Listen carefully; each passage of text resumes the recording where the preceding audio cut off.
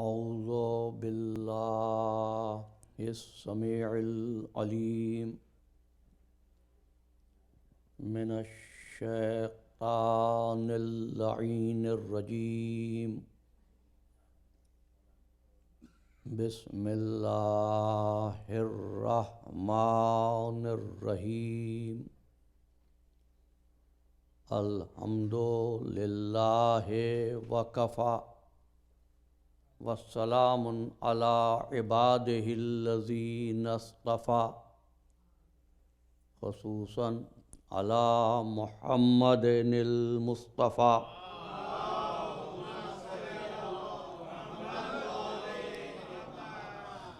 وأہل بیتہ الطیبین الطاہرین المعصومین شرفاء انہم سفینۃ النجات ومصباح الہدی اما بعد فقد قال اللہ تبارک وتعالی فی محکم کتابہ المبین وهو أصدق الصادقين بسم الله الرحمن الرحيم إنما يريد الله ليذهب عنكم الرجس أهل البيت ويطهركم تطهيرا.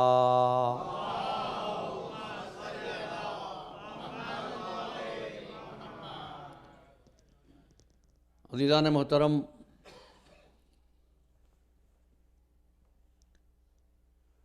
گفتگو کرتے ہوئے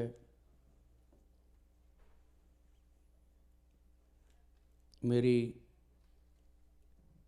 کوشش اور خواہش یہ ہوتی ہے کہ میں آپ کی خدمت میں تجاویز پیش کروں اور یہ بتاؤں کہ میرے مطالعے کا حاصل یہ ہے. قبول کرنا یا قبول نہ کرنا یہ سامعین کا حق ہے، اختیار ہے، لیکن بات صرف اتنی سی ہے کہ جہاں آپ سماعت فرماتے ہیں، سنتے ہیں، سننے کے ساتھ ساتھ سوچنے کا عمل بھی جاری رکھیں. ظاہر ہے سماعت آپ کو مستحق ثواب بناتی ہے، لیکن سوچنے کا عمل ترقی کی راہ میں مدد کرتا ہے.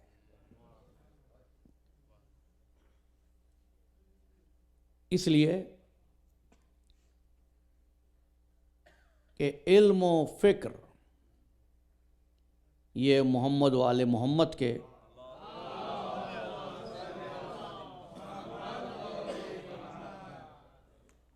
گھرانے کا ورثہ ہے اور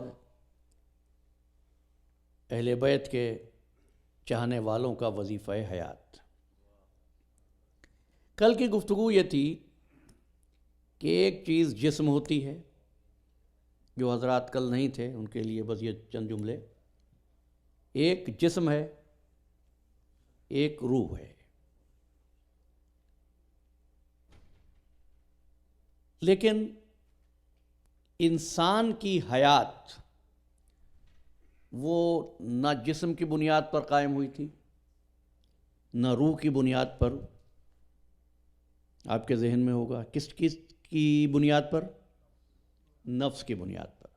یعنی حیات جو ملی وہ نفس کی بنیاد پر ملی، اور ہدایت جو ملتی ہے نفس کی بنیاد پر ملتی ہے. نفس وما سواہا فالہمہا فجورہا وتقواہا قد افلح من زکاہا وقد خاب من دساہا. نجات وہی پائے گا جو اس نفس کو آراستہ کر لے، اور جس نے نفس کو آراستہ نہیں کیا قد خاب من دساہا، تباہ ہو جائے گا، خسارے میں رہے گا. ٹھیک ہے نا؟ یہ نفس کیا ہوتا ہے؟ ایسے سمجھ لو ایک گاڑی آپ کے سامنے ہے، ایک کار آپ کے سامنے ہے. میں اپنی پوری کوشش کرتا ہوں کہ گفتگو بھی آسان رہے، الفاظ بھی زیادہ مشکل نہ ہوں. بہرحال کچھ کوشش میں کرتا ہوں، کچھ کوشش آپ کریں. اس لیے اپنے مزاج کے خلاف کچھ مثالیں اس لیے دیتا ہوں کہ آپ بات کو سمجھ سکیں اور میں آپ تک پہنچا سکوں. گاڑی ہے، ایک کار ہے، اس کی باڈی آپ کے سامنے ہے، وہ باڈی چل نہیں سکتی، کار چل نہیں سکتی جب تک کہ آپ اس میں گیس نہ ڈال دیں. پیٹرول اس کے ٹینک میں نہ ڈال دیں تب تک گاڑی چلنے کے قابل نہیں ہے. اب باڈی بھی ہے، گیس بھی اس میں آ گئی، چل اب بھی نہیں سکتی جب تک کہ آپ خود اس کو نہ چلائیں. ٹھیک ہے نا؟ اچھا، تو گاڑی جو ہے وہ جسم ہے، جو گیس ہے وہ روح ہے، اور چلانے والا اس گاڑی کا نفس ہے. اب اگر کہیں غلطی ہوگی تو پولیس آفیسر نہ گاڑی کو کچھ کہے گا، نہ ہی گیس کو مورد الزام بنائے گا. ذمہ دار آپ کو بنائے گا کیونکہ آپ اس کا نفس ہیں. اس سے زیادہ آسان تو نہیں ہو سکتا نا. یہی وجہ ہے کہ ٹکٹ گاڑیوں کو نہیں ملتے ہیں، ڈرائیوروں کو ملتے ہیں. تو جسم تو مادہ تھا، اس کا کیا کام ہے؟ روح امر ربی تھی، نہ مستحق ثواب نہ مستحق عذاب. نفس ہے، سوال ہوگا نفس سے ہوگا.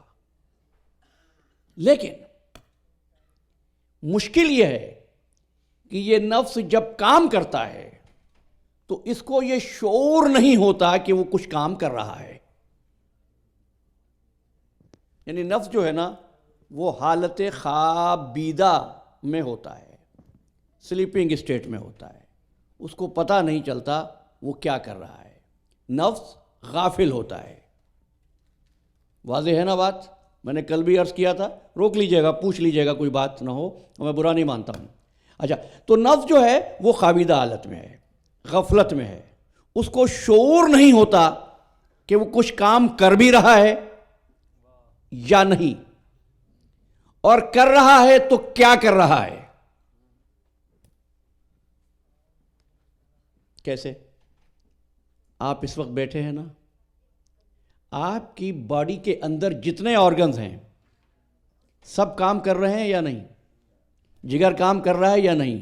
گردے کام کر رہے ہیں یا نہیں؟ کیا آپ کو احساس ہو رہا ہے؟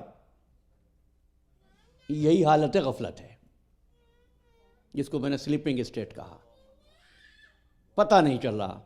آپ بیٹھے ہیں، آپ کے بال اس وقت بھی بڑھ رہے ہیں، ناخن اس وقت بھی بڑھ رہے ہیں، احساس ہو رہا ہے آپ کو؟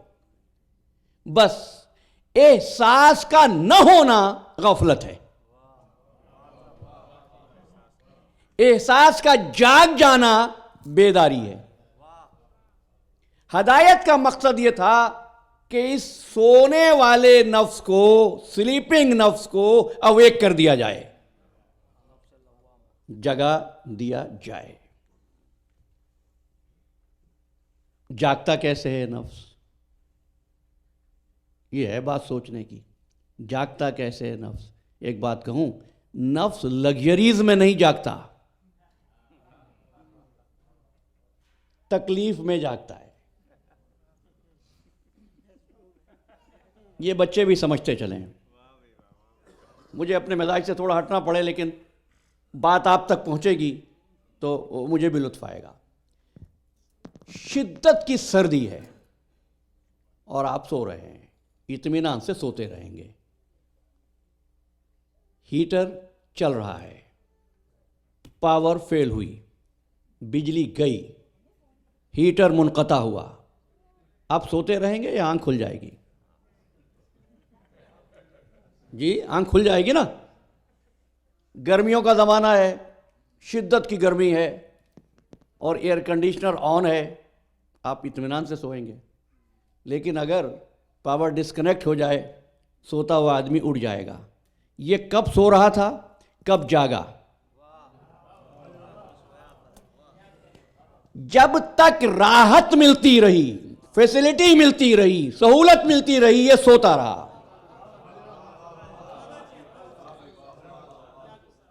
تکلیف پہنچی, آنکھ کھل گئی. اب تخلیق کائنات کا مقصد یہی ہے کہ اس سوئے ہوئے نفس کو جگا دیا جائے. لہذا جن کو بھیجتا ہے ان کو تکلیف کا پیکر بنا کر بھیجتا ہے.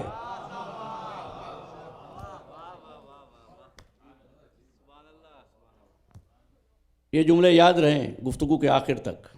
لوگ پوچھتے ہیں کہ اللہ کے برگزیدہ بندوں پر مصیبتیں کیوں تھیں؟ جانتے ہو نا, انبیاء کو پتھر مارے گئے اور ہمارے رسول کو اتنا ستایا گیا کہ آپ کے نالین مبارک جو ہیں آپ کے خون سے بھر جاتے تھے. آپ فرماتے ہیں جتنی اذیتیں مجھے دی گئیں اتنی اذیتیں کسی اور کو نہیں دی گئیں. یہ اذیتیں تو یہ ان کی مجبوری نہیں ہے, ان کے منصب کا تقاضا تھا. کیونکہ یہ کام, جگانے والا کام, یہ راحت میں نہیں ہوتا, یہ لگژری میں نہیں ہوتا, تکلیف میں ہوتا ہے. جس کا رتبہ جتنا جتنا بڑھتا گیا اتنی اتنی تکلیفیں بڑھتی گئیں. اب ایک جملہ کہہ رہا ہوں, منزل مصائب نہیں ہے لیکن بات آ گئی اس لیے کہہ رہا ہوں.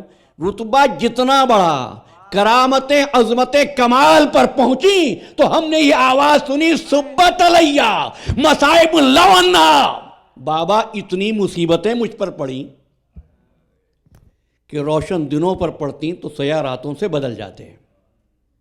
بس عزیزو, اب میں یہاں ایک ڈیفینیشن دے رہا ہوں آپ کو. ہدایت کے شعور کے حاصل ہو جانے کا نام معرفت ہے. کل میں نے ایک اشارہ کیا تھا, معرفت کیا ہوتی ہے؟ اس شعور کا مل جانا معرفت ہوتی ہے. یعنی یہ احساس ہو جائے جاگنے کے عمل کا.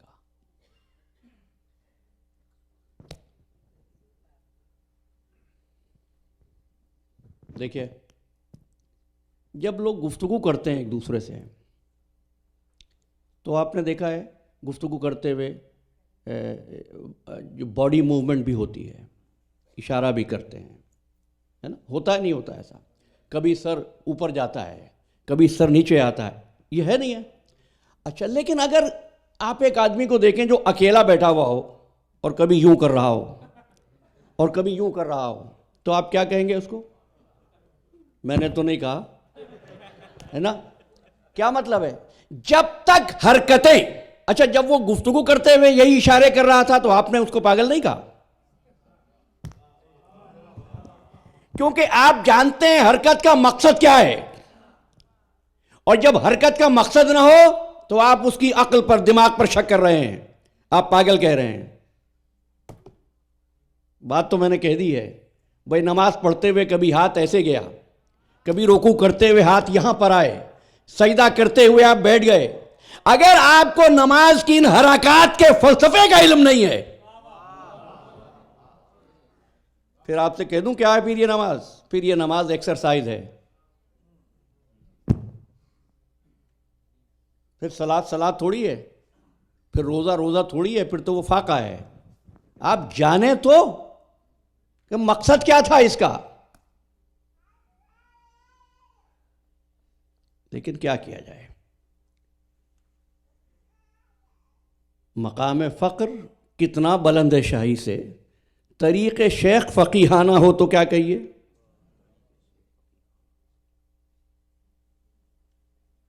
اچھا ہے, ٹھہریے, دنیا کا کوئی مذہب ہے جس میں چکر لگانا عبادت ہو؟ جی صرف آپ کے یہاں ہے, ایک عبادت ہے. لیکن اگر یہ یاد رہ گیا نا آپ کو تو میرا مقصد حاصل ہو جائے گا. $7,000-8,000 خرچ کرنے کے بعد آپ مکے میں جا کر کیا رہے ہیں؟ بھائی 7 چکر لگا رہے ہیں، اور 7 چکر صحیح کی شکل میں دوڑتے ہیں. یہی ہے نا آج. کبھی غور کیا آپ نے کہ میں نے کہا کہ جو کچھ سکنات ہیں، جو کچھ افعال ہیں، ان کی ایک حکمت بھی تو ہے نا. اس حکمت کو سمجھنے کا نام معرفت ہے. جو حج آپ کو اس قابل بنا دے کہ آپ ایسے پاک ہو جائیں، جو صلاۃ آپ کو ایسا نمازی بنا دے، جو روزہ آپ میں ایسا تقویٰ پیدا کر دے، وہ جب ہوگا جب آپ اس کی مقصدیت سے آگاہ ہو جائیں گے، جب آپ ہدایت کا شعور حاصل کر لیں گے. دیکھیے بات تشنا نہ رہ جائے، اس لیے بڑھنا تو مجھے آگے ہی تھا، لیکن رک اس لیے رہا ہوں کہ بعد میں سوچیں گے پتہ نہیں مولانا کیا کہہ گئے، چکر لگائے. یہ میں نے کوئی خاکم بدہن استغفر اللہ مذاقہ یا مذاق کے انداز میں بات نہیں کہی ہے، آپ کے سوچنے کے لیے بات کہی ہے. اور جو حضرات گئے ہیں پروردگار عالم ان کی توفیقات میں اضافہ فرمائے، اور جو نہیں گئے ہیں پروردگار عالم ان کو بھی توفیق دے اور ان کو لے جائے. آپ نے کبھی غور کیا حج کے وہ چکر کلاک وائز نہیں ہیں؟ اب اس وقت موضوع نہیں ہے حج میرا، بس اس لیے سے گزرا ہوں. وہ اینٹی کلاک وائز ہیں. اور آپ دیکھیے پیغام کیا دیا جا رہا ہے اس چکر سے، اس طواف سے. تعداد بھی 7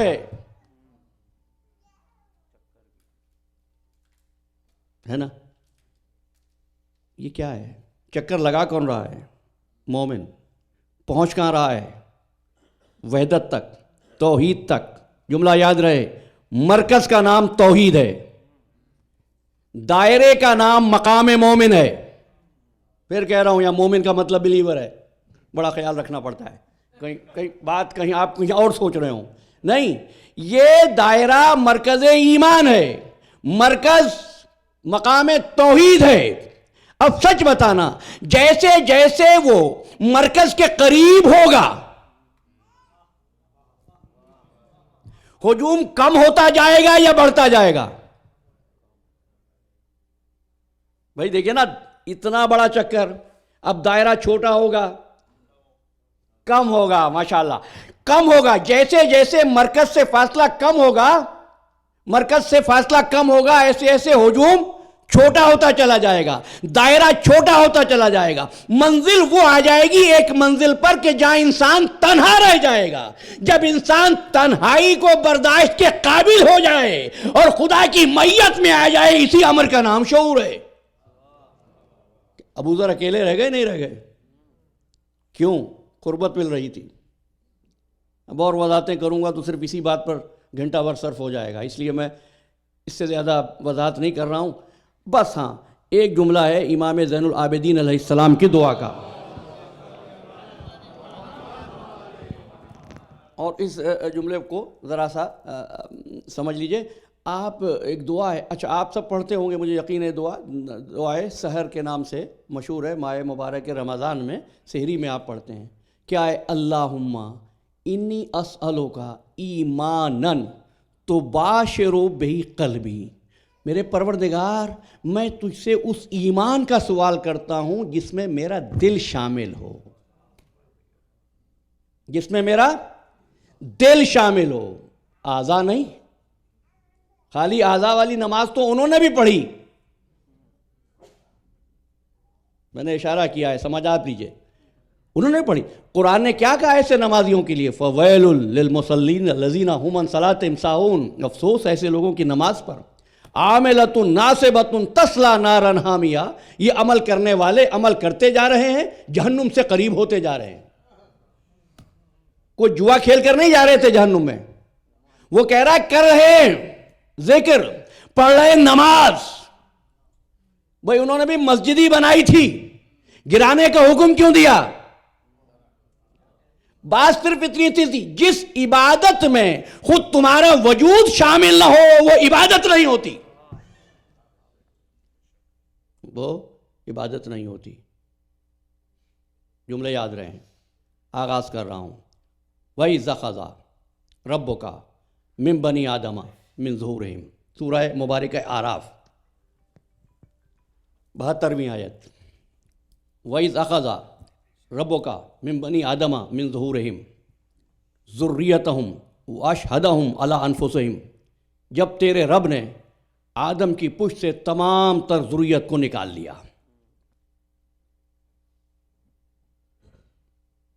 الستو بربکم، پھر پوچھا کیا میں تمہارا رب نہیں ہوں؟ قالوا بھلا، سب نے کہا ہاں، شہیدنا، ہم گواہی دیتے ہیں۔ فرمایا ان تقولوا یوم القیامت انا کنا عن ھذا غافلین۔ دیکھو یاد رکھنا اس عہد کو۔ عہد کیا ہے؟ بتا دیجئے مجھے، عہد کیا ہے؟ الستو بربکم، کیا میں تمہارا رب نہیں ہوں کا گواہ رہنا، یاد رکھنا۔ قیامت کے دن یہ نہ کہہ دینا ہمیں یاد نہیں ہے۔ میرے ساتھ ہے نا آپ؟ اچھا، سورہ مبارکہ یاسین میں پھر فرمایا الم اعہد الیکم یا بنی آدم اللہ تعبدوا الشیطان، کیا ہم نے تم سے عہد نہیں لیا تھا کہ شیطان کی پرستش نہ کرنا؟ آپ سب کا ایمان ہے نا کہ ایک عہد لیا گیا تھا، کسی کا نہ ہو تو مجھے بتائے، ایمان ہے نا اس بات پر عہد لیا گیا تھا؟ یاد ہے؟ آپ میں سے کس کو یاد ہے کس وقت عہد لیا گیا تھا؟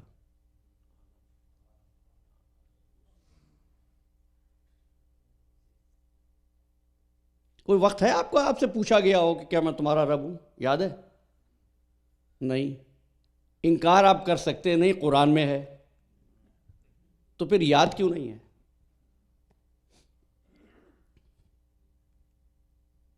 آگے چلوں، بات مشکل ہو تو چھوڑ دوں؟ صلوات پڑھ لیجیے ایک مرتبہ۔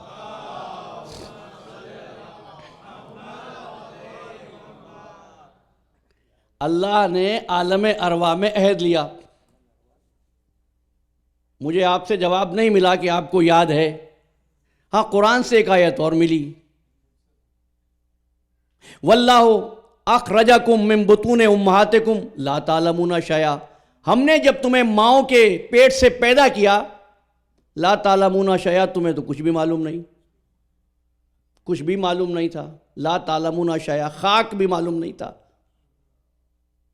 پروردگار جن کو کچھ معلوم ہی نہیں تھا ان سے یہ شکایت کیوں کر رہا ہے کہ عہد بھول کیوں گئے ہو؟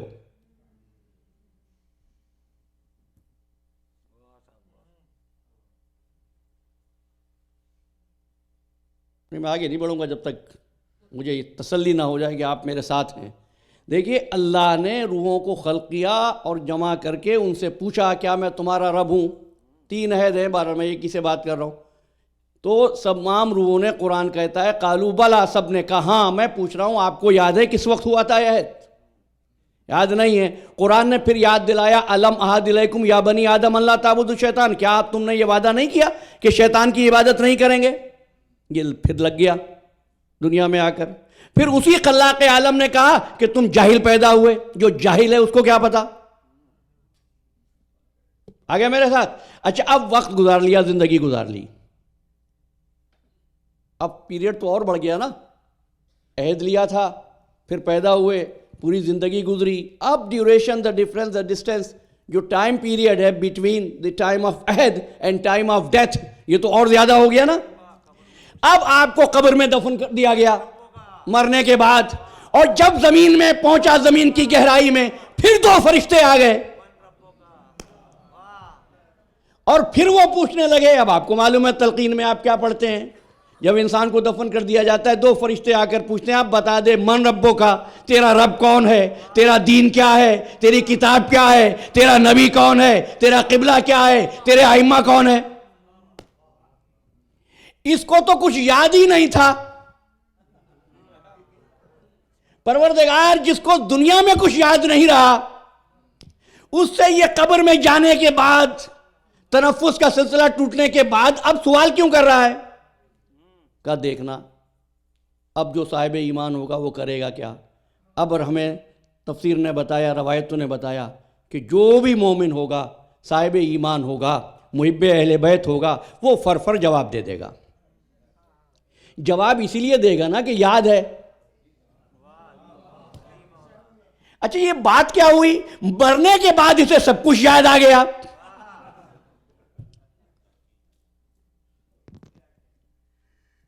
زندگی میں کچھ یاد نہیں تھا.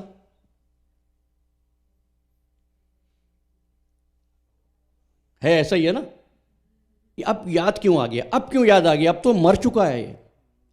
ایک اور بات کہہ دوں آپ سے، اور جو پہنچ جائیں گے بس پہنچ جائیں گے، مجھے سب تک اگر نہ بھی پہنچا تو میں وضاحت نہیں کروں گا.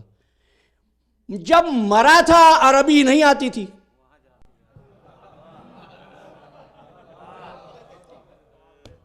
اچھا میں نے بہت سوچ کر یہ جملہ کہا. پتہ ہے کیوں کہا؟ کل بات ہو رہی تھی ہمارے رضوان بھائی سے. تو ایک طبقہ ہے آپ کے یہاں اور ہر جگہ ہے، جو یہ سمجھتے ہیں کہ دین فہمی ہمیں جب حاصل ہوگی جب ہمیں عربی زبان آ جائے. یہ ابو لہب انگریزی بولتا تھا.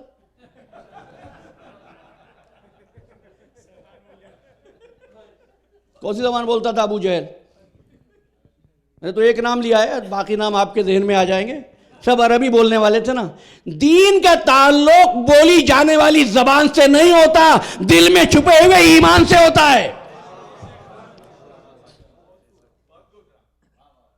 اور یہ کمال ہے کہ جو زندگی میں اردو بھی ٹھیک سے نہیں بول سکتا، فرشتوں کے جواب میں عربی میں ارشاد گفتگو کرتا ہے.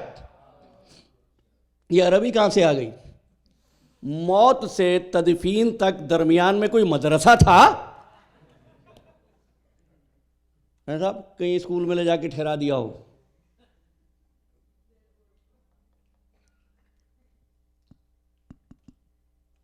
بات کیا ہے؟ چلیں مثال ایسے دیتا ہوں. آپ بیٹھے ہیں اور آپ میری طرف دیکھ رہے ہیں، میں آپ کی طرف دیکھ رہا ہوں. آپ کو نہیں معلوم آپ کے پیچھے کون ہے. آپ آگے دیکھ سکتے ہیں، پیچھے نہیں دیکھ سکتے ہیں. میں بھی آگے دیکھ سکتا ہوں اور پیچھے کیا ہے میں نہیں دیکھ سکتا. مجھے نہیں معلوم اس دیوار کے پیچھے اس وقت کون ہے. ایسا ہی ہے نا؟ اچھا میں وہی چیزیں دیکھ سکتا ہوں اس وقت اگر دیکھنا چاہوں جو اٹلانٹا میں ہو، ڈیلس میں نہیں دیکھ سکتا. بہت لطف آئے گا، ذرا اور کیجیے گا. ہے نا؟ نہیں دیکھ سکتا نا. پاکستان میں نہیں دیکھ سکتا. انڈیا میں کیا ہو رہا ہے میں نہیں دیکھ سکتا. مکے میں کیا ہے میں نہیں دیکھ سکتا. میں سو جاتا ہوں. اب خواب میں نے دیکھا میں خانہ کعبہ میں طواف کر رہا ہوں، میں حرم مطہر کی جالی کو بوسہ دے رہا ہوں، میں اپنے عزیزوں سے پاکستان میں ملاقات کر رہا ہوں.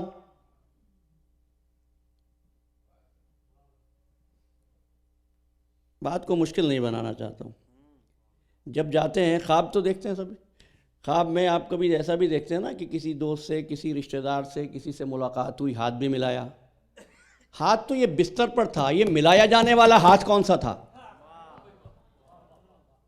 پیر تو بستر پر تھے، جن پیروں سے عالم خواب میں طواف کر رہا ہوں وہ پیر کس کے تھے؟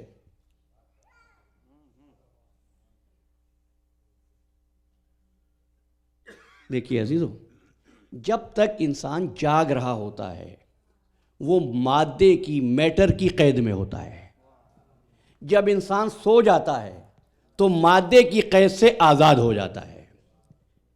مادہ، میٹر جو ہے وہ رکاوٹ ہے، کرٹین ہے نالج کے درمیان اور آپ کے درمیان. بات واضح ہو گئی نا؟ اچھا یہ میں نے ایسے ہی نہیں کہہ دی بات، اور میں نے کل بھی عرض کیا تھا میرے پاس دلیل نہ ہو نا تو میں بات نہیں کرتا ہوں. سورہ زمر دیکھنا جا کر، اللہ یتوفی الانفس حین موتہا واللتی لم تمت فی منامہا. اللہ نیند کے وقت اور موت کے وقت روحوں کو قبض کرتا ہے. ایک تو موت کے وقت پر روح قبض کرتا ہے، دوسرے نیند کے وقت پر روح کو قبض کرتا ہے. فَيُمْسِكُ الَّتِي قَضَىٰ عَلَيْهَا الْمَوْتِ، جس کا وقت موت آ چکا ہوتا ہے اس کی روح کو اپنے پاس رکھ لیتا ہے. وَيُرْسِلُ الْأُخْرَىٰ إِلَىٰ أَجَلٍ مُّسَمًّى، اور جس کا وقت حیات باقی ہوتا ہے روح کو واپس بھیج دیتا ہے. یہ سو کے اٹھتا ہے، سوچتا نہیں ہے کہ موت کے منہ سے نکل کر آیا ہے. اب تو یہ پتہ چلا کہ ایک مرتبہ نہیں مرتے ہیں ہم،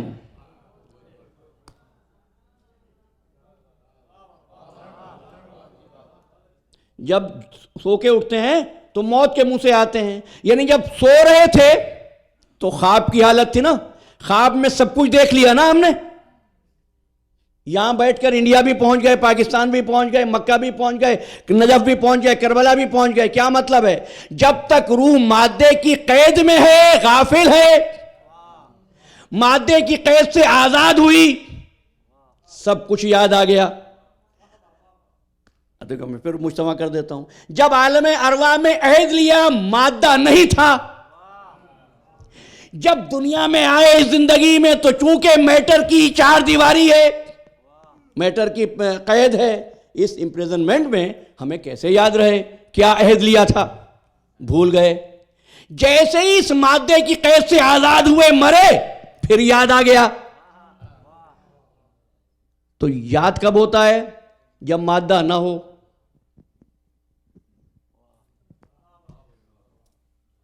بھولتے کب ہے؟ جب مادہ ہو. ہمیں اس لیے یاد نہیں رہتا کہ ہم مادے سے بنے ہیں, ایک لفظ اور کہہ رہا ہوں, اور مادے کے بعد بنے ہیں. اگر کچھ ایسے ہوں جو اس وقت بنے ہوں جب مادہ نہ تھا,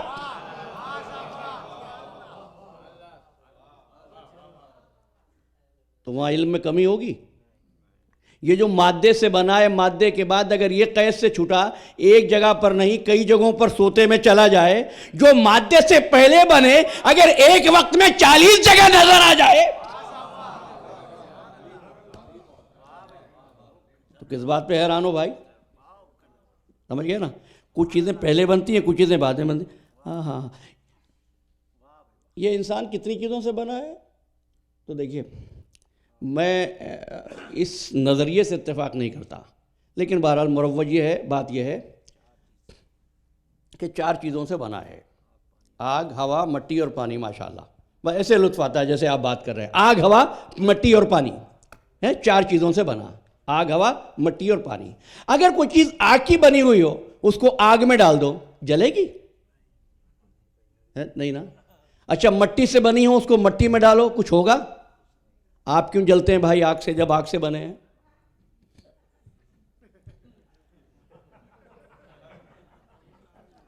ہوا سے بنے ہیں, ٹورنیڈو سے گھبراتے کیوں ہیں؟ پانی سے بنے ہیں, ڈوب کیوں جاتے ہیں؟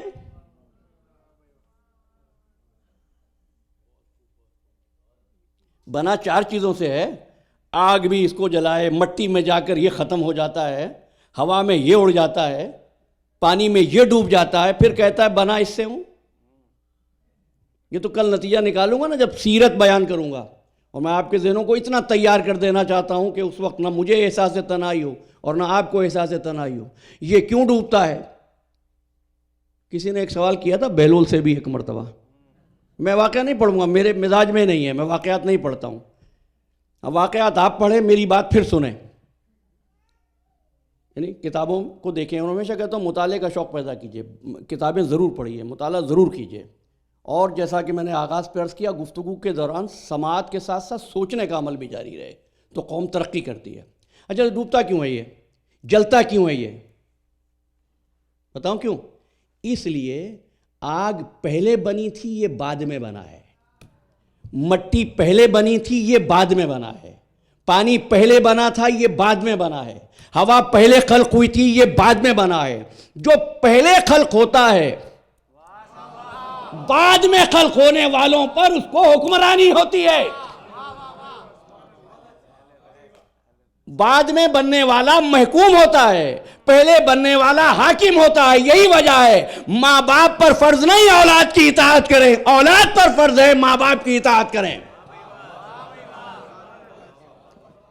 کیونکہ ماں باپ پہلے بنتے ہیں, یہ بعد میں بنتا ہے. ٹھیک ہے نا؟ تو چونکہ یہ بعد میں بنا ہے, اس لیے اگر آگ میں جائے تو جل جائے گا. جو اس وقت بنا ہو جب آگ نہ ہو, آگ میں جائے تو گلزار بنا دے گا, ہے نا؟ یہ مٹی میں جا کے ختم ہو جائے گا. وہ سنگریزوں کو ہاتھوں پہ اٹھا لے تو کلمہ پڑھیں گے. یہ کسی عمل کو ہوتا دیکھے گا تو کہے گا, اور وہ اگر کہہ دے بچوں سے کہ درزی کپڑے لے کر آئے گا، کیوں؟ وہ پہلے بنا ہے۔ یہاں تک تو بات آپ نے میرا ساتھ دیا، یہاں تک تو بات ہوئی، لیکن اب میں ایک اور بات کہہ رہا ہوں آپ سے۔ انسان بعد میں بنا ہے، ہوا پہلے بنی ہے، غذا پہلے بنی ہے، اسپیس پہلے بنی ہے، انسان کی ضرورت کی ہر چیز اس سے پہلے بن گئی۔ اچھا، جب انسان مر گیا تو کیا ہوا ختم ہو گئی؟ غذا ختم ہو گئی؟ اسپیس ختم ہو گیا؟ کیا مطلب جو پہلے بنتا ہے وہ باقی رہتا ہے، جو بعد میں آتے ہیں وہ مر جاتے ہیں؟ کائنات میں کوئی نہ تھا، انوار محمد و آل محمد تھے، سب مر جائیں گے مگر نور آل محمد باقی رہے گا۔ اور عزیزو ایک بات آپ سے کہہ رہا ہوں، مسئلہ خدا کو ماننے کا ہے ہی نہیں، خدا کو پہچاننے کا ہے۔ کل کے جملہ یاد ہے نا آپ کو؟ اچھا خدا کا انکار کس نے کیا تھا؟ دیکھیے میں انشاءاللہ آج زیادہ زحمت نہیں دوں گا آپ کو، اور وقت پر ختم کر دوں گا گفتگو کو، میری نظر گھڑی پر ہے۔ کس نے انکار کیا اللہ کا؟ نہیں، صرف انکار ہی نہیں کیا اللہ کا، اللہ کی عبادت بھی کی۔ آپ نے شاید شیطان کہا ہے، شیطان نے بھی اللہ کا انکار نہیں کیا، بلکہ دربار سے نکلتا نکلتا بھی رب کہہ کر بات کر رہا تھا۔ ربوبیت پر ایمان تھا نا؟ آیتیں پڑھوں بس جلدی، سورہ بقرہ، وَلَوْ أَسْلَمَ مَنْ فِي السَّمَاوَاتِ وَالْأَرْضِ طَوْعًا وَكَرْهًا۔ دیکھو یہ زمین و آسمان میں جو کچھ ہے ہماری عبادت کر رہا ہے۔ سورہ نور، وَالطَّيْرُ صَافَاتٍ كُلٌّ قَدْ عَلِمَ صَلَاتَهُ وَتَسْبِيحَهُ، یہ پرندے جو اڑتے ہیں یہ بھی تسبیح پڑھ رہے ہیں، یہ بھی نماز پڑھ رہے ہیں۔ اللہم تشریف لائیے، صلوات پڑھ دیجیے گا۔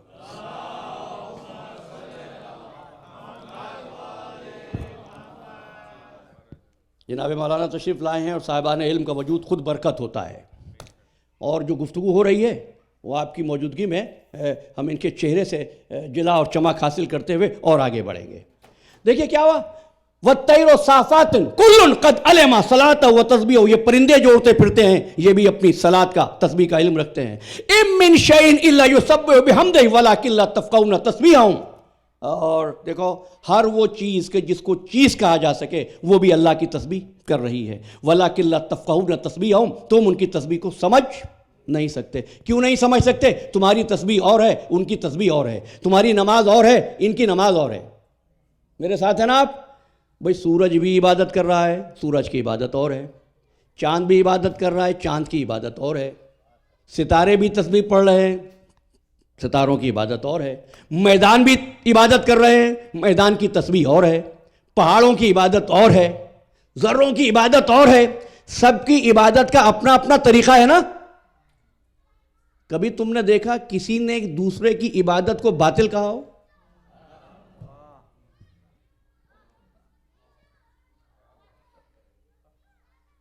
یسبح للہ ما فی السماوات، لیکن ہر ایک اپنے طریقے سے عبادت کرے۔ تو ایک پیغام کو یاد رکھنا، عبادت نام ہے اطاعت میں سر جھکانے کا، دوسروں کی عبادت کو ایویلویٹ کرنے کا نام عبادت نہیں ہے۔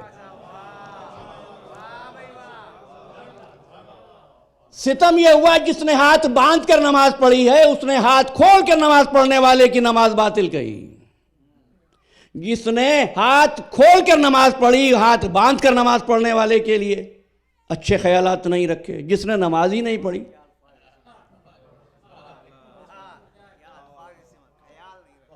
اس کے لیے کچھ نہیں۔ اچھا کہہ یہ رہا تھا کہ سب نے اللہ کی عبادت کی، تو جو اصل ہے نا، جو مرکز ہے، جو بنیاد ہے وہ کیا ہے؟ اللہ کو ماننا نہیں۔ اللہ کو تو کس نے نہیں مانا تھا؟ چلو ایک اور آیت، وَلَئِن سَأَلْتَهُمْ مَنْ خَلَقَ السَّمَاوَاتِ وَالْأَرْضَ لَيَقُولُنَّ اللَّهُ، اگر تم ان کافروں سے پوچھو کس نے زمین و آسمان کو خلق کیا، لَيَقُولُنَّ اللَّهُ، یہ کہیں گے اللہ نے۔ لو اللہ کو تو کافر بھی مانتے ہیں۔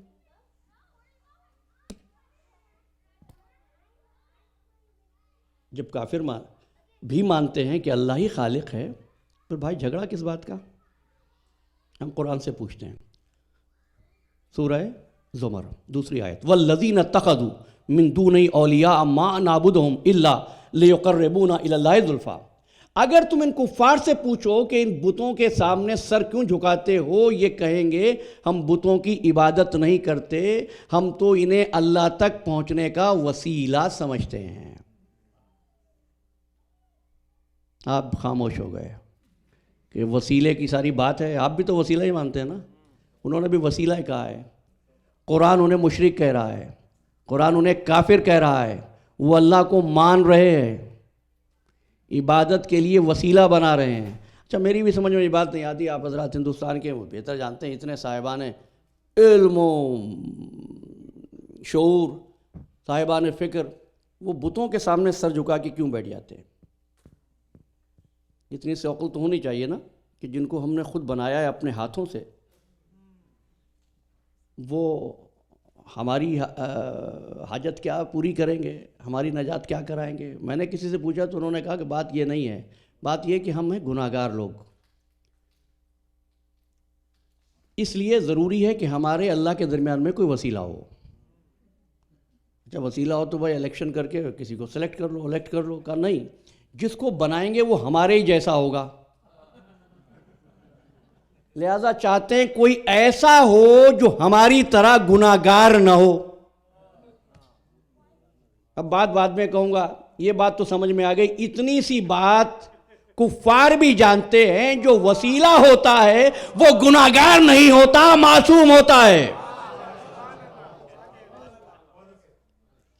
لیکن میرا سوال پھر قائم ہے کہ بھائی پروردگار تو انہیں مشرک کیوں کہتا ہے، تو انہیں کافر کیوں کہتا ہے؟ آواز دی سورہ قصص وَرَبُّكَ يَخْلُقُ مَا يَشَاءُ وَيَخْتَارُ. تیرا رب جسے چاہتا ہے خلق کرتا ہے اور جسے چاہتا ہے چن لیتا ہے. وَمَا كَانَ لَهُمُ الْخِيَارَةُ، اور کسی کو حق نہیں وسیلہ بنانے کا. بات سمجھ میں آئی؟ کفار اس لیے کفار نہیں ہیں کہ وسیلہ مان رہے ہیں، اس لیے مشرک ہیں، وسیلہ بنا رہے ہیں. تم اس تک پہنچنے کا وسیلہ تم کیسے بنا سکتے ہو جب تم نے اس کو دیکھا ہی نہیں؟ تو وہ اپنی پہچان خود کراتا ہے، بندوں کے ہاتھ میں نہیں دیتا. پہچان کس چیز سے ہوتی ہے؟ میں کسی مشکل بحث میں جاؤں گا ہی نہیں، مجھے احساس ہے. آپ معلوم کرنا چاہتے ہیں کسی آدمی کا دین، کہ یہ مسلمان ہے، عیسائی ہے، ہندو ہے. آپ نے اس سے پوچھا تمہارا نام کیا ہے؟ اس نے کہا میرا نام ہے کرشنا رام. اب آپ پوچھیں گے کیا تم مسلمان ہو؟ اب پوچھیں، پھر بھی پوچھیں تو نہیں نا، پتہ چل گیا. ایک صاحب سے آپ نے نام پوچھا، اس نے کہا ونسنٹ ڈیوڈ. آپ نہیں پوچھیں گے مسلمان ہو یا عیسائی ہو. ایک صاحب سے آپ نے پوچھا، اس نے کہا عبد الرحمن. اب آپ نہیں پوچھیں گے تم مسلمان ہو یا عیسائی ہو. بات واضح ہو گئی نا؟ کیا مطلب ہے عزیزان محترم؟ نام پہچان کا ذریعہ ہوتا ہے. نام سے ذات پہچانی جاتی ہے. عزیزو، چونکہ اس نے خود پہچانوانا تھا، اس نے بھی اپنی پہچان کے لیے 5 نام منتخب کیے. 5 نام منتخب کیے. اور چونکہ خود کو پہچانوانا تھا، پہچانتے کس چیز سے بھائی؟ جو حضرات بزنس کرتے ہیں، ایکسپورٹ سے پہلے، امپورٹ سے پہلے جو انڈینٹنگ کرتے ہیں وہ بھی جانتے ہیں. ایک سیمپل بھیجا جاتا ہے، ایک نمونہ بھیجا جاتا ہے. کیوں؟ دیکھنے کے لیے کہ جو اصل مال بھیجیں گے وہ اس جیسا ہوگا. اگر اس کی ساری صفات، ساری خوبیاں اس میں نہ ہوں تو وہ نمونہ کیسا؟ اب بتا دو، پروردگار عالم عالم ہے یا نہیں؟ جو پہچان کا ذریعہ بنے وہ عالم ہوگا یا نہیں ہوگا؟ اگر وہ کمال ہے تو ان میں کمال ہوگا یا نہیں ہوگا؟ اگر وہ زمانے پر حاکم ہوگا تو یہ زمانے پر حاکم ہوں گے یا نہیں ہوں گے؟ یہ زمانے کے محکوم نہیں ہوں گے. ایک بات اور کہہ رہا ہوں، جب وہ رازق بھی ہے تو کیا اس گھرانے سے، اس ذریعے سے لوگوں کو ملے گا یا نہیں ملے گا؟ اچھا، وہ زمین والوں کا بھی رازق ہے، آسمان والوں کا بھی رازق ہے، تو کیا اس کے گھر سے روٹیاں آسمان پر نہیں جانا چاہیے؟ تبھی تو ہوگا نا. بس عزیزو، میں نے بات کو آج کی گفتگو میں ختم کیا، کل انشاءاللہ نتیجہ مرتب کریں گے۔ بس یہ زمانے پر حاکم ہے، یہ زمانے پر حاکم ہے، یہ زمانے کے محکوم نہیں ہیں۔ کبھی کبھی ایسا ہوتا ہوگا اور ہوتا ہے کہ آپ نے ایک کام کرنا ہے لیکن آپ نہیں کر پاتے وقت کی کمی کی وجہ سے، نہیں، دیر ہو گئی کام پر، نماز عصر پڑھنا تھی،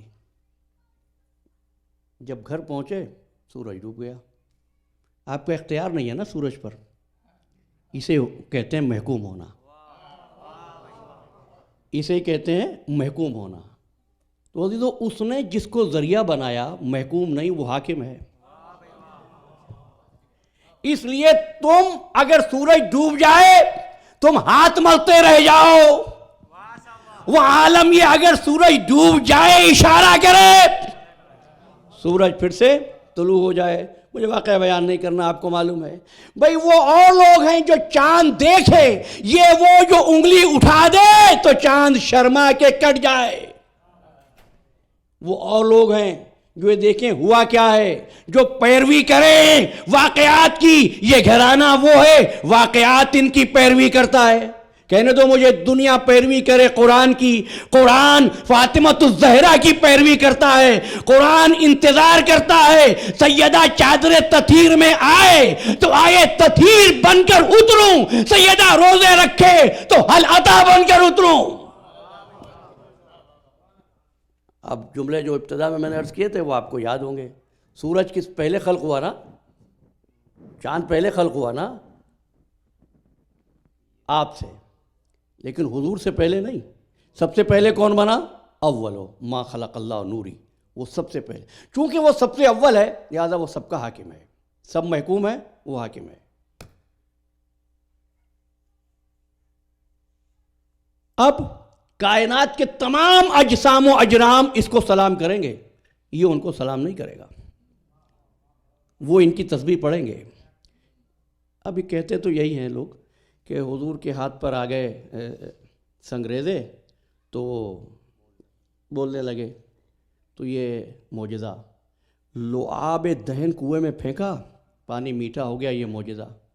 بس اتنی سی بات سمجھے ہیں، اتنی بڑی شخصیت اور اتنا سا معجزہ نہیں۔ بات یہ نہیں ہے، بات یہ ہے پانی کڑوا تھا، لیکن پانی یکایک پیدا نہیں ہوتا، پانی زمین کے طبقات سے گزر کر آتا ہے۔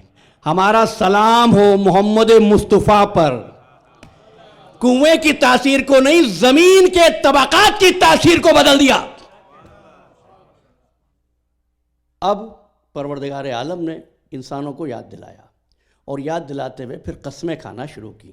کبھی سورج کی قسم کھائی، کبھی چاند کی قسم کھائی، کبھی رات کی قسم کھائی، کبھی دن کی قسم کھائی، کبھی مجاہدوں کی قسم کھائی، کبھی ان کے گھوڑوں کی قسم کھائی، کبھی اللہ کے رسول کی عمر کی قسم کھائی سورہ ہجر میں، لیکن کسی قسم کو عظیم نہیں کہا۔ والشمس وضحاها والقمر اذا تلاها والنہار اذا جلاها، دن کی قسم، واللیل اذا یغشا، رات کی قسم جب وہ گہری ہو جائے، لیکن کسی قسم کو عظیم نہیں کہا۔ لیکن ایک قسم مجھے ملی، اس قسم کو عظیم کہا۔ میرے ساتھ ہیں آپ؟ تو آیت پڑھوں، فلا اقسم بمواقع النجوم وانہ لقسم لو تعلمون عظیم۔ ہم ستاروں کے اترنے کی جگہ کی قسم کھاتے ہیں۔ وَإِنَّهُ لَقَسَمُ لَوْ تَعْلَمُونَ عَظِيمٌ، اگر تم جان سکو تو یہ بہت بڑی قسم ہے۔ پروردگار سورج کی قسم کھائی، عظیم نہیں کہا، چاند کی قسم کھائی، عظیم نہیں کہا، دن کی قسم کھائی، عظیم نہیں کہا۔ یہ ستارے کے اترنے کی جگہ کی قسم کو عظیم کیوں کہا جانتا نہیں ہے۔ محمد پہلے خلق ہوا، سورج بعد میں بنا۔ محمد پہلے خلق ہوا، چاند بعد میں بنا۔ اب سورج احترام کرے گا محمد کا، چاند احترام کرے گا محمد کا، دن احترام کرے گا محمد کا، لیکن محمد اس دروازے کا احترام کرے گا جہاں ستارہ اتر رہا تھا۔ یاد آ گئی نا بات؟ دروازہ سیدہ پہ آ کے کیا فرماتے تھے؟ السلام علیکم یا اہل بیت النبوہ و معدن الرسالہ. یہ مقام ہے. جب تشریف لے جاتے کہیں آخر میں خانہ سیدہ میں آتے، جب سفر سے واپس آتے خانہ سیدہ پر سب سے پہلے آتے. یہی عبادت کی اصل ہے، اور یہی عرض کرنے کی کوشش کر رہا ہوں، اور کل تو انشاءاللہ نتیجہ مرتب کریں گے. شریعت میں جب کسی چیز کی قسم کھا لی جائے تو اس قسم کو توڑنے پر کفارہ واجب ہو جاتا ہے. لیکن یہ ان کے لیے ہے جو شریعت کے بعد آئے ہوں، جو شریعت سے پہلے آئے ہوں. ان کی منزلت یہ نہیں. ان کی منزلت کیا ہے؟ جانتے ہو کہ سرکار ختم مرتبت کی رحلت کے بعد بلال حبشی نے اذان دینا چھوڑ دی تھی. مدینہ چھوڑ کر دمشق تشریف لے گئے تھے. جناب سیدہ جب بیمار ہوئیں، اور جانتے ہو بی بی کیا مرثیہ پڑھتے ہوئے گئی ہے دنیا سے؟ صبت علیہ مصائب لو انہا صبت الایام سرنا لیالیا. بابا آپ کے مرنے کے بعد اتنی مصیبتیں پڑیں کہ اگر روشن دنوں پر پڑتی تو سیاہ راتوں سے بدل جاتے. بلال شام چلے گئے.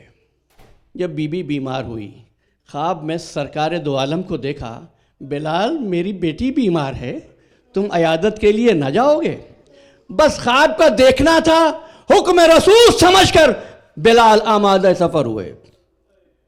جب مدینے میں تشریف لائے، مدینے کی گلیوں میں شور ہو گیا. بچوں نے کہنا شروع کیا بلال آ گئے، بلال آ گئے، بلال مدینے آ گئے، بلال پہنچ گئے. بلال گلیوں سے کوچوں سے ہوتے ہوئے ایک مرتبہ بنت رسول کے دروازے پر پہنچا. کہتا السلام علیک یا بنت رسول، اے رسول زادی میرا سلام قبول کیجئے. سلام کا جواب دیا اور فرماتے ہیں بلال تم نے بھی مدینہ چھوڑ دیا، تم بھی ہم کو بھول گئے. تو ایک مرتبہ بلال کہتے ہیں بی بی یہ مدینہ وہ نہیں رہا جو میرے آقا کا مدینہ تھا. اب طبیعت آمادہ نہیں تھی کہ مدینے میں رہوں. بی بی کو حکم میرے لائق. کہا بلال تم ہمارے بابا کے مؤذن ہو، اذان کہو. بلال نے عرض کیا بی بی میں نے قسم کھائی ہے کہ اب میں اذان نہیں کہوں گا. کہ ہم چاہتے ہیں کہ تم اذان کہو.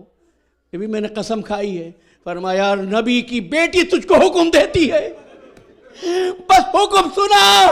اب بلال کو قسم یاد نہیں رہی. ایک مرتبہ گلدستہ اذان پر آئے، اللہ اکبر کا اشہد ان لا الہ الا اللہ کہتے ہوئے جب بلال اذان کہہ رہے تھے سیدہ روتی جا رہی تھی. جب کہنا اشہد ان محمد رسول اللہ، ایک مرتبہ چیخ ماری اور سیدہ بے ہوش ہو گئی. فضا نے آواز دی بلال اذان روک دو کہیں سیدہ عالم دنیا سے سفر نہ کر جائے.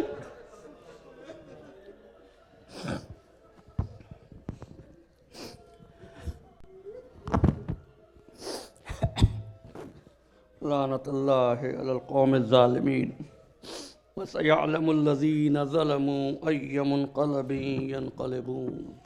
ماتم حسین.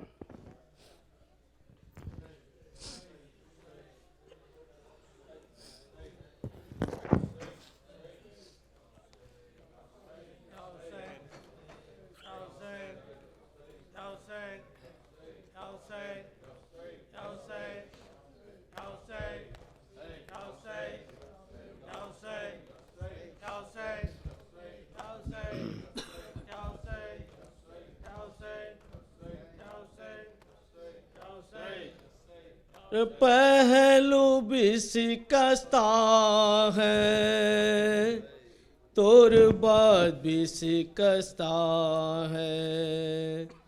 پہلو بھی شکستہ ہے، تربت بھی شکستہ ہے. کیا حال یہ امت نے، کیا حال یہ امت نے زہرا کا بنایا ہے. پہلو بھی شکستہ ہے، تربت بھی شکستہ ہے، پہلو بھی شکستہ ہے، تربت بھی شکستہ ہے۔ کیا حال یہ امت نے، کیا حال یہ امت نے زہرا کا بنایا ہے، پہلو بھی شکستہ ہے، تربت بھی شکستہ ہے۔ ایک خاتون کوئی غم سے یوں چور نہیں دیکھی، ایسی کوئی دنیا میں مستور نہیں دیکھی، 18 برس میں ہی لگتی جو ضعیفہ ہے، پہلو شکستہ ہے، تربت۔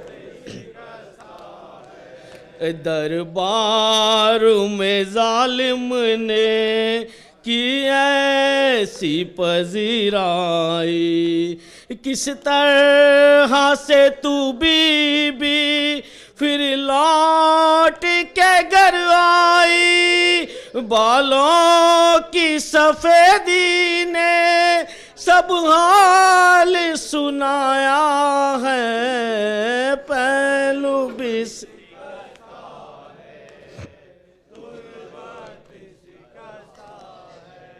تو روتی رہی گھر میں حیدر سے بھی چھپ چھپ کے، عصمت کی طرح دکھ بھی پردے میں رہے تیرے، کچھ درد تیری بی بی بس جانتی فضا ہے، پہلو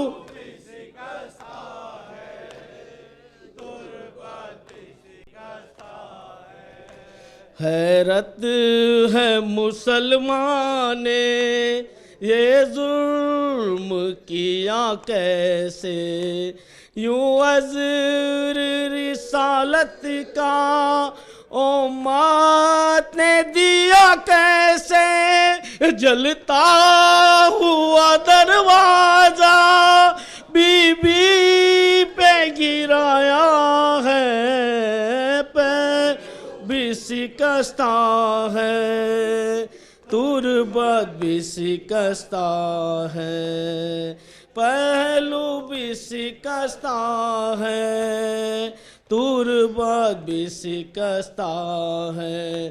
کیا حال یہ امت نے زہرا کا بنایا ہے، پہلو بھی شکستہ ہے، تربت بھی شکستہ ہے۔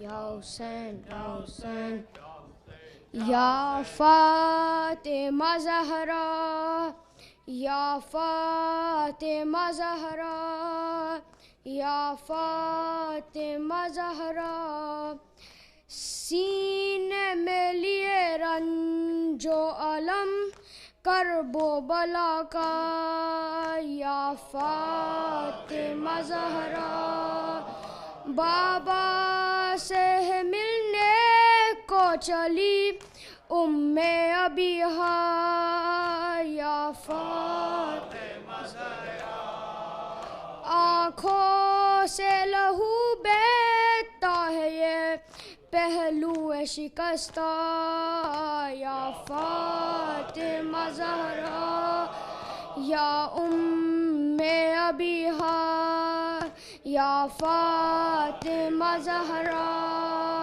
پہلو شکستہ۔ امت نے بہت آپ کو تڑپایا ہے بی بی، ہر حق کے لیے آپ کو ترسایا ہے بی بی، कासिब ने जो दरबार में बुलवाया है बीबी, इस दुख से लरजने लगा खुद अर्श खुदा का।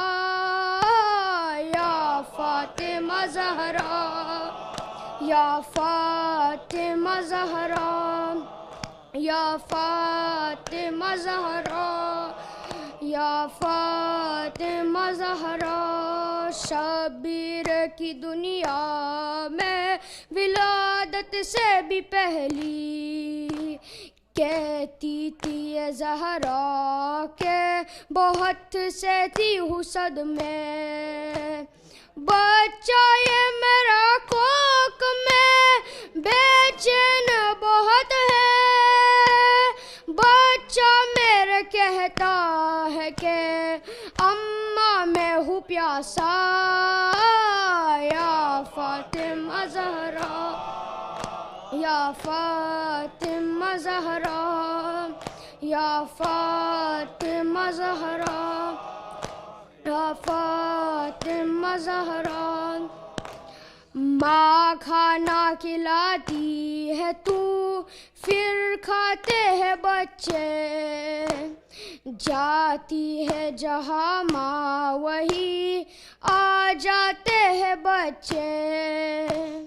बिन माँ के कभी चैन नहीं पाते हैं बच्चे, काम आता है बच्चों पे बहुत माँ का सहारा। या फातिमा ज़हरा, या फातिमा ज़हरा, या फातिमा ज़हरा, या फातिमा। सीने में अज़ल से ही मेरे करबो बला है, जाती हुए ज़हरा ने ये दुनिया से कहा है। क्या शाम होना है ये सब मुझको क्या पता है, काते हुए सहरा में है शबीर का लाशा।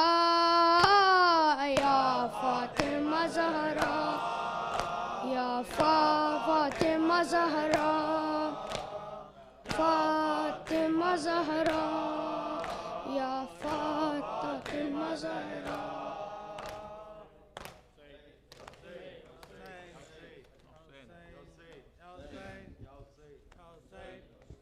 या ज़हरा, या ज़हरा,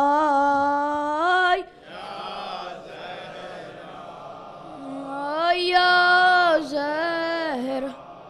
ए मेरी बीबी, ए मेरी बीबी, तेरे दर पे इस्तिग़ासा है। तेरा ममनून मेरी शहज़ादी ये जहाँ सारा है। या ज़हरा,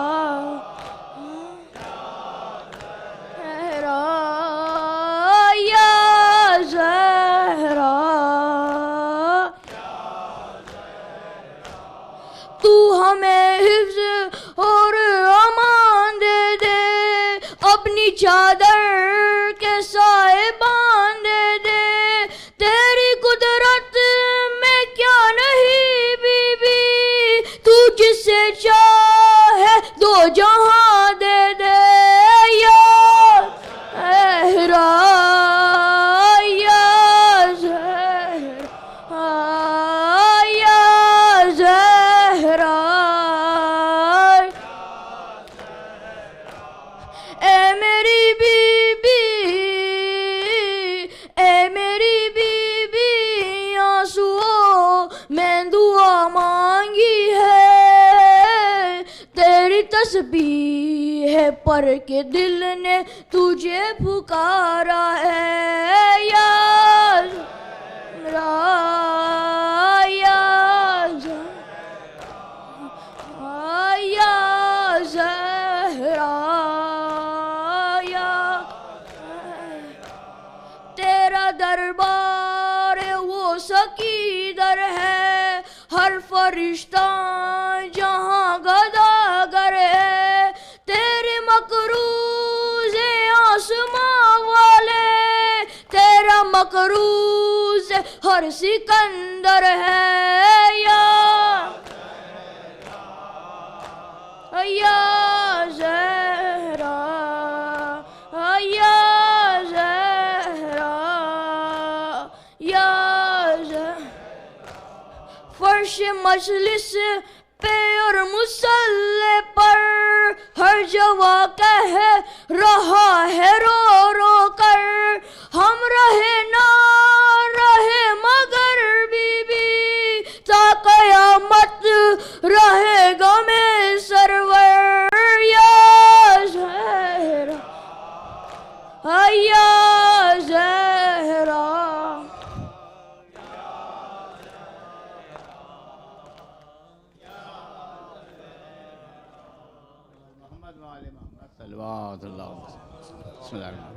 السلام علیکم یا رسول اللہ السلام علیکم یا علی مرتضی السلام علیکم یا فاطمۃ الزہرا السلام علیکم حسن مجتبی السلام علیکم یا ابا عبداللہ